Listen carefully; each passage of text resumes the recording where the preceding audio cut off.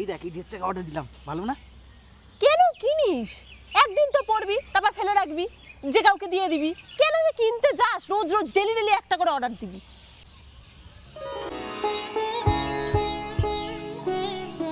কি রে, শুনলাম নাকি তোর শরীর খারাপ? হ্যাঁ, শরীরটা কদিন ধরে উইক, আর বাথরুমটা হলুদ হচ্ছে।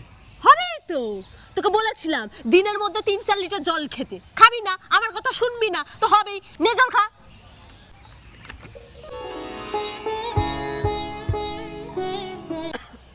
তুই আবার খাচ্ছিস? তুই যখন জানিস তোর কোল্ড ড্রিঙ্কস খেলে ঠান্ডা লাগে, তুই খাস কেন?